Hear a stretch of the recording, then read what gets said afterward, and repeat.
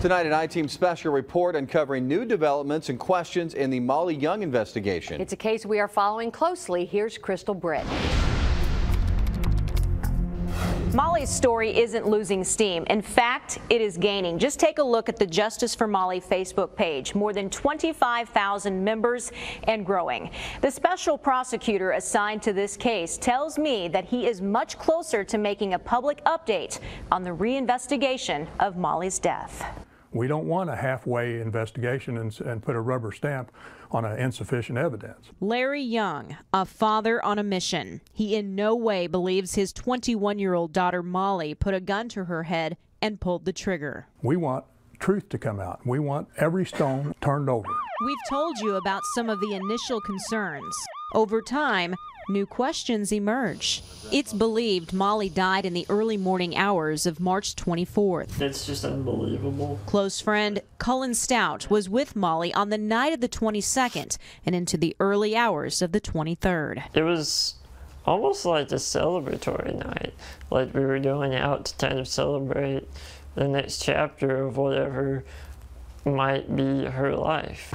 Molly and Cullen went to a concert at the Hangar 9 in Carbondale. There was a band playing that Molly suggested that we go see. Cullen says he picked Molly up between 8 and 9 p.m. We were out until definitely 1:30, maybe 2 a.m. So here's what doesn't make sense, and it's all in the police records.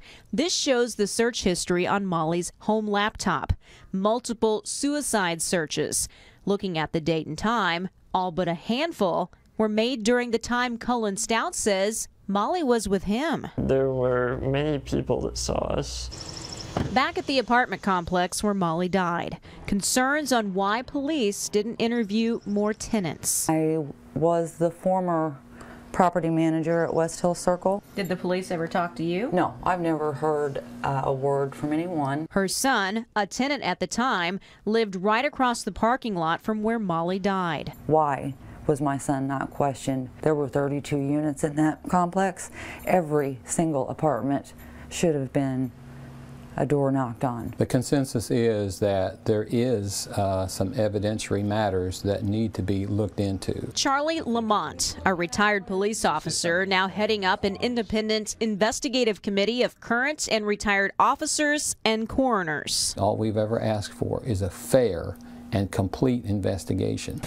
The Jackson County State's attorney stood in front of reporters last summer saying there was not enough evidence to move forward. But he said, should additional information become available, I have pledged to the Youngs and I have sworn to the public that it will be considered. We're hoping that that word pans out. Larry Young refuses to give up hope.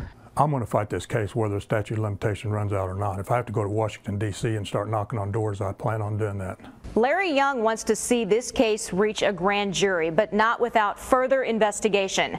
Special Prosecutor Ed Parkinson tells me a number of interviews and re-interviews were attempted and/or completed by Illinois State Police over the past 3 months. He says his office is about a month out from releasing the new results of this re-investigation. Crystal Britt, Heartland News.